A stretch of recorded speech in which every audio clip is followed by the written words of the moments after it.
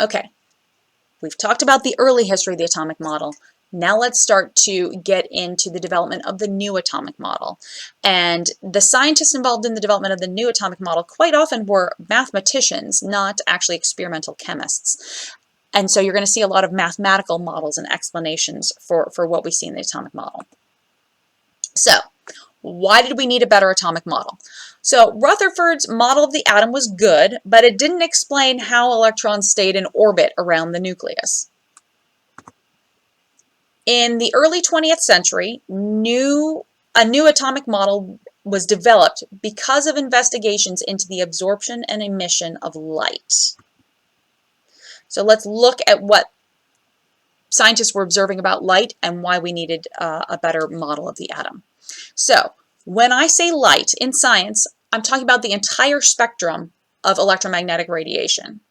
So this includes light that you can see, that humans can see, those kind of colors, Roy G. Biv, red, orange, yellow, green, blue, indigo, violet, as well as wavelengths that humans cannot see. So radio waves, infrared rays, ultraviolet rays, X-rays, etc.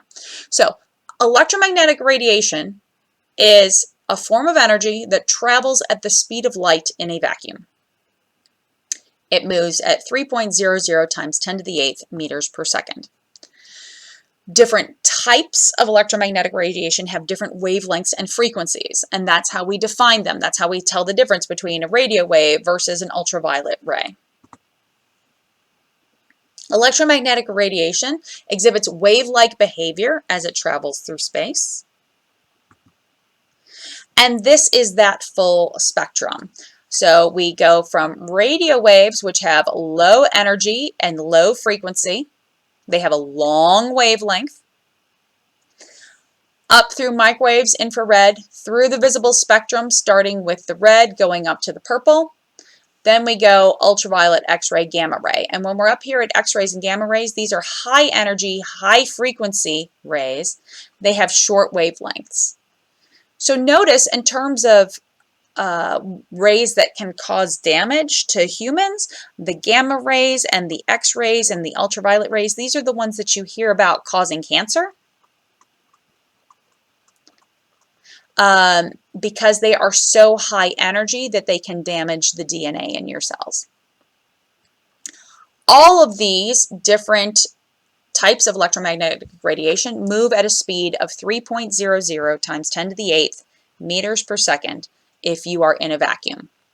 The speed slows down if you're moving through air or through water. Okay. So let's look at that relationship between wavelength and frequency. I told you that a low frequency has a high wavelength, a long wavelength, but a high frequency has a short wavelength. So before we talk about the relationship between wavelength and frequency, we need to have a definition of wavelength and frequency. So wavelength is the distance between corresponding points on a wave. So if I have a wave like this, the wavelength would be the distance between those corresponding points, so like peak to peak, that distance. Because wavelength is a distance, we measure it in units of distance, meters, centimeters, nanometers. And nanometers, a nanometer is 1 times 10 to the 9th meters, so 0.000000001 meters. Frequency is the number of waves that pass a given point in a specific period of time, usually 1 second. We usually measure waves per second. And so our units here are, you can use a couple different units here. Hertz is often how these frequencies are expressed, but a hertz is the same as 1 over seconds. It's 1 wave per second would be 1 hertz. So, if the width of this graph equals 1 second, which image shows the shortest wavelength? Which image shows the longest wavelength? Remember, wavelength is from peak to peak or some other corresponding point. So graph 2 has the shortest wavelength, and graph 3 has the longest wavelength. which image shows the lowest frequency and which graph shows the highest frequency. Again, we want the number of waves per second. I said the width of these graphs was 1 second. So this has 1, 2, 3, 4.5 waves in a second. This has 1, 2.5 waves in a second, and this has 1.5 waves in a second.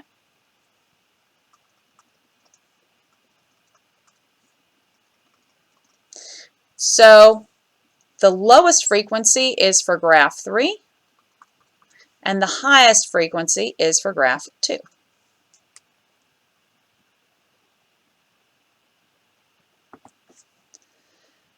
So I hope you noticed that the long wavelength corresponds to the low frequency. The short wavelength corresponds to the high frequency. This means that wavelength and frequency are inversely proportional. When one goes up, the other goes down. When one goes down, the other goes up. And so this equation shows us the relationship between wavelength and frequency and how they are related to the speed of light. Notice also that our graph between wavelength and frequency has this hyperbola shape, which is characteristic of these inversely proportional relationships. The speed of light is represented by the letter c, and the speed of light in a vacuum is 3.00 times 10 to the 8th meters per second. The wavelength is represented by the Greek letter lambda, which is must be measured in meters. It must be measured in meters because our speed is in meters per second, so we have to be consistent with our units. And the frequency, which is represented by the Greek letter nu, although it's fine to just call it the letter v, represents the frequency, which must be measured in hertz because hertz is the same as 1/seconds, and we need those seconds to correspond to the seconds in our speed.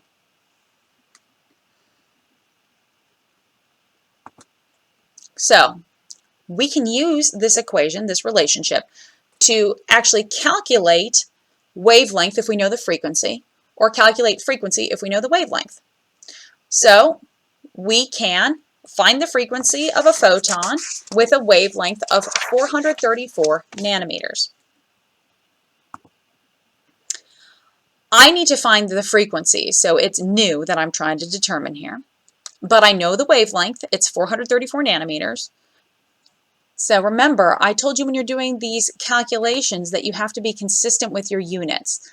I was given the wavelength in nanometers, so I need to convert to meters in order to be able to do any calculations with this problem. And the way you do that is just using dimensional analysis. 1 nanometer is the same as 1 times 10 to the negative 9 meters.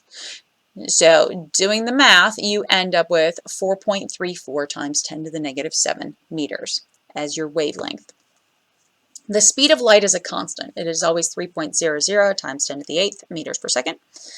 And so we can do our calculation. Nu equals c divided by lambda, and we have 3 times 10 to the 8th meters per second divided by 4.34 times 10 to the negative 7th meters. The meters are going to cancel out, and I'm going to be left with 1/seconds as my units, which is the same as hertz. Doing the math, I suggest, unless you are splendid with using the scientific notation buttons on your calculator, I like to do the division 3.00 divided by 4.34, and you actually get 0.691. And then I do focus on dividing my exponents of 10. When you do this, you do 8 minus negative 7, which is 15. 8 minus negative 7 is 15. So you actually get the answer of 0.691 times 10 to the 15, but this is not correct scientific notation. To make this correct scientific notation, my coefficient needs to be a number between 1 and 10. So I need to move the decimal point one time. This number is smaller than 1. I've just made it bigger. But in order to compensate for moving the decimal point, I have to reduce my exponent by the same number of times that I move the decimal. So my final answer is 6.91 times 10 to the 14 hertz. Let's look at another example. What is the wavelength of a 2.6 times 10 to the 17th hertz wave? Okay, so I've got a number here in hertz, so I know that that must be my frequency. So 2.6 times 10 to the 17th hertz. I want to know the wavelength, so that's my unknown, but my speed of light, I always know, is 3.00 times 10 to the 8th meters per second. So I'm calculating for wavelength, which means I'm going to do the speed of light divided by the frequency. And that means I'm going to do 3.00 times 10 to the 8th over 2.6 times 10 to the 17th. Doing the math, 3 divided by 2.6 gives me 1.153846 times 10 to the, 8 minus 17 is -9.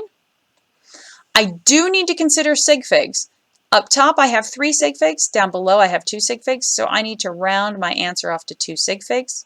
So my final answer is 1.2 times 10 to the -9, and my units are meters. I should have done my units up here. Remember, this is meters per second, and then I divided by 1 over seconds, because hertz are the same as 1 over seconds. So meters per second divided by 1 over seconds, you end up canceling out those seconds, and you are just left with meters.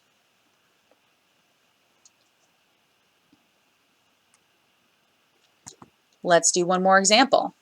Calculate the frequency, I need to know the frequency, of electromagnetic radiation with a wavelength of 6.24 times 10 to the -4 meters. So my wavelength is 6.24 times 10 to the -4 meters. The speed of light is still 3.00 times 10 to the 8th meters per second.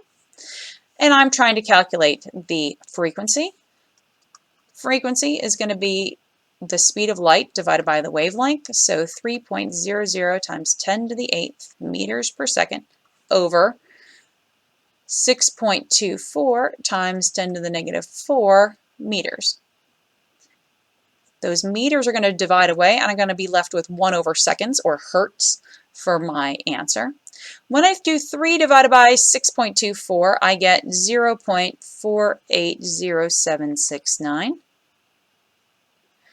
And when I do 8 minus -4, I get 10 to the 12th. This is not correct scientific notation. I need to re-express in correct scientific notation, and I need to also consider sig figs. 3 sig figs, 3 sig figs, so my answer should have 3 sig figs. That's going to get rounded up to a 1.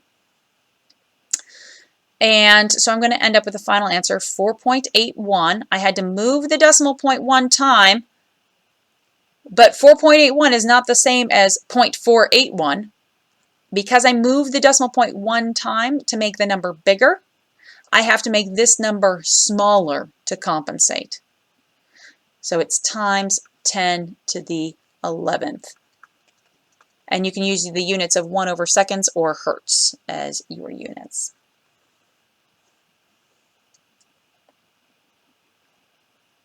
I hope this helped.